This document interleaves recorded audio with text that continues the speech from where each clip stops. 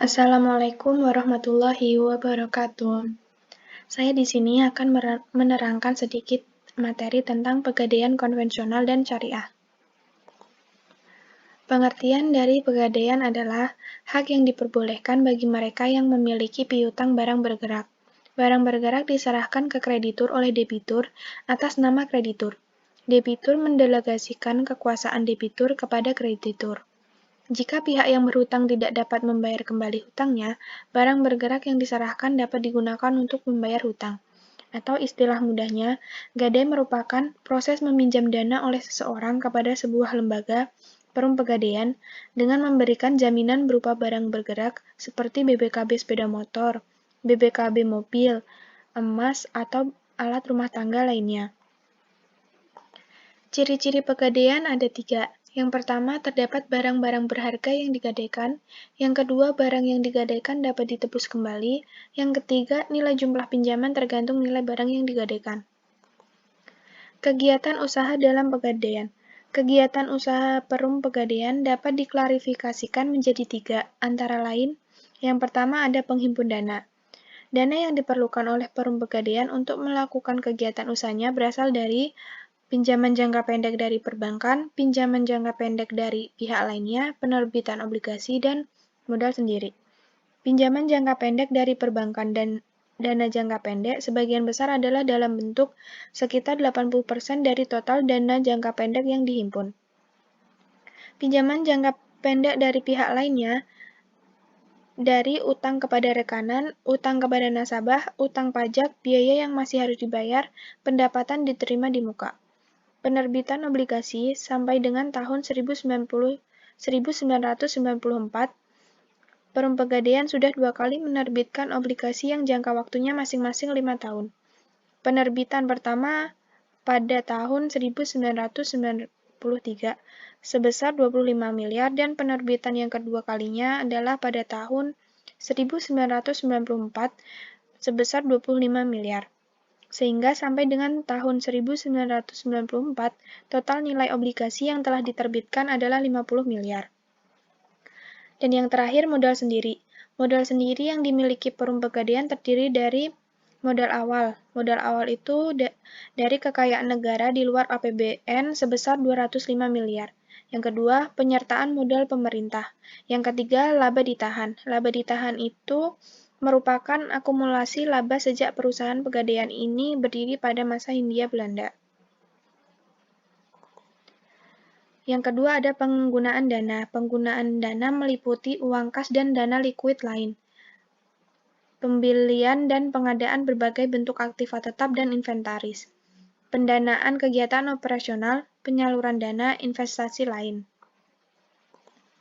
Produk dan jasa pegadaian. Produk dan jasa perum pegadaian.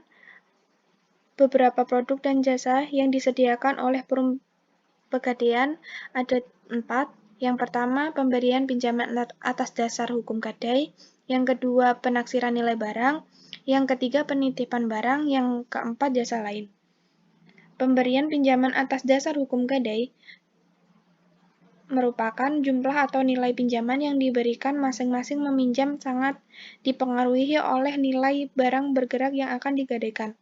Pinjaman ini pada dasarnya adalah kredit jangka pendek dengan memberikan pinjaman uang tunai dari 10.000 hingga 20 juta rupiah dengan jaminan benda bergerak seperti perhiasan emas, alat rumah tangga, kendaraan, barang elektronik, dan sebagainya dengan prosedur mudah dan layanan cepat. Yang kedua ada penaksiran nilai barang. Maksud dari penaksiran nilai barang adalah jasa ini diberikan oleh perum pegadaian karena perusahaan ini mempunyai peralatan penaksir serta petugas-petugas yang sudah berpengalaman dan terlatih dalam menaksir nilai suatu barang yang akan digadaikan. Yang ketiga ada penitipan barang, yang keempat ada jasa lain. Jasa lain itu misalnya penjualan koin emas ONH, yaitu emas yang berbentuk koin yang bisa digunakan untuk tujuan persiapan dana pergi haji bagi pembelinya. Selanjutnya ada proses pinjaman atas dasar hukum gadai. Barang-barang yang dapat digadaikan berupa barang perhiasan, kendaraan, barang elektronik, barang rumah tangga, mesin-mesin, tekstil, barang lain yang dianggap bernilai oleh Perum Pegadaian. Cara penaksiran. Besarnya jumlah pinjaman sangat tergantung pada nilai barang yang akan digadaikan. Maka barang yang diterima dari calon peminjam terlebih dulu harus ditaksir nilainya oleh petugas penaksir.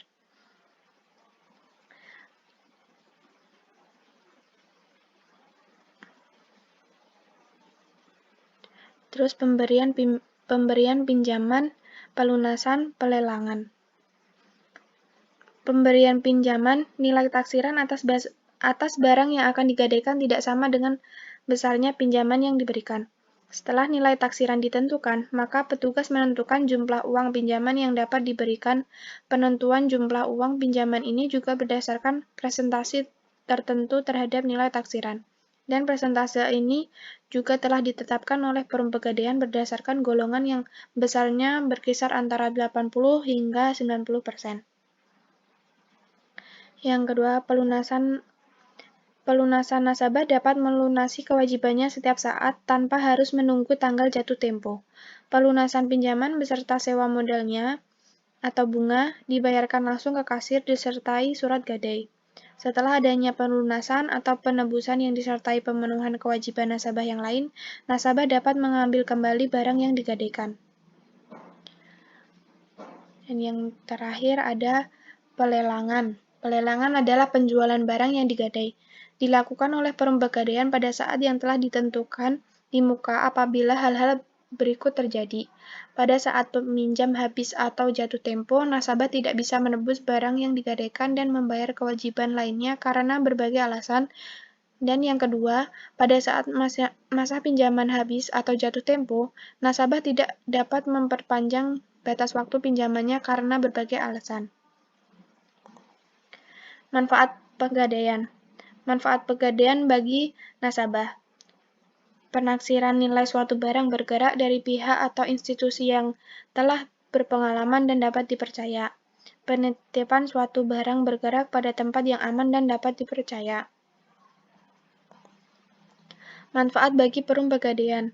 Penghasilan dari sewa modal, penghasilan dari jasa pegadaian, pelaksanaan misi Perum Pegadaian sebagai BUMN. Dan selanjutnya, Pegadaian Syariah. Pegadaian Syariah merupakan sistem menjamin utang dengan barang yang dimiliki yang mana memungkinkan untuk dibayar dengan uang atau hasil penjualannya. Sistem Pegadaian Syariah disebut RON. Dalam mengoperasikannya menggunakan metode fee-based income atau mudharabah bagi hasil.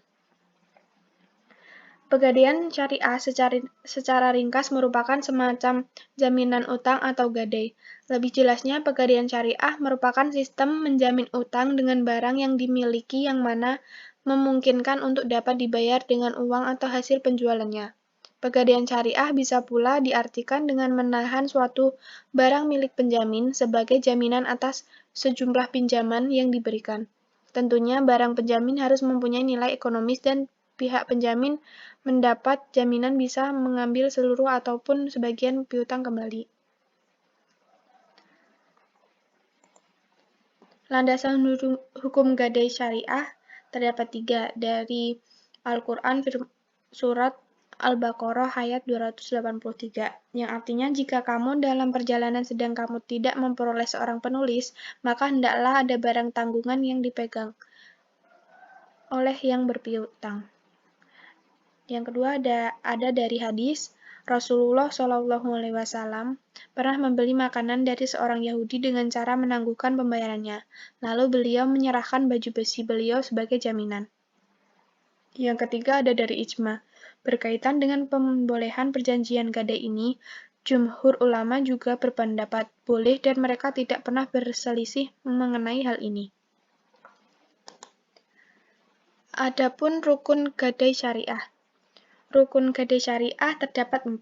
Yang pertama ada akid, yang kedua marhun atau barang yang digadaikan, yang ketiga marhun bih atau utang, yang keempat sikhat atau ijab dan qabul. Akid sendiri adalah pihak-pihak yang melakukan perjanjian. Sigat Akid terdiri dari dua pihak, yaitu pertama, ron atau yang menggadaikan, yaitu orang yang telah dewasa berakal, bisa dipercaya, dan memiliki barang yang akan digadaikan. Kedua, murtahin, yang menerima gadai, yaitu orang bank atau lembaga yang dipercaya oleh rahin untuk mendapatkan modal dengan jaminan barang atau gadai. Marhun. Marhun itu barang yang digadaikan, yaitu barang yang digunakan rahin untuk dijadikan jaminan mendapatkan uang. Yang ketiga, marhun bih atau utang, yaitu sejumlah dana yang diberikan murtahin kepada rahin atas dasar besarnya tafsiran marhun. Yang terakhir ada sikhat atau ijab dan qabul, yaitu kesepakatan antara rahin dan marhun dalam melakukan transaksi gadai. Persamaan dan perbedaan gadai syariah dan gadai konvensional. Apabila membandingkan produk gadai syariah dengan konvensional, maka pegadaian syariah dapat menjadi alternatif bagi orang yang membutuhkan dana murah, cepat, dan sesuai hukum Islam. Jika hasil lelang tersebut mengalami kelebihan, akan dikembalikan oleh nasabah. Tetapi uang kelebihan tersebut tidak diambil dalam waktu 1 tahun. Maka uang kelebihan tersebut akan dimasukkan ke dalam dana ZIS, pegadaian syariah. Sedangkan pada pegadaian konvensional, uang kelebihan yang tidak diambil akan menjadi milik pegadaian. Sedangkan pada gadai syariah tidak berbentuk bunga, tetapi berupa biaya penitipan, pemeliharaan, penjagaan, dan penaksiran. Mungkin itu saja yang bisa saya sampaikan, kurang dan lebihnya mohon maaf. Wassalamualaikum warahmatullahi wabarakatuh.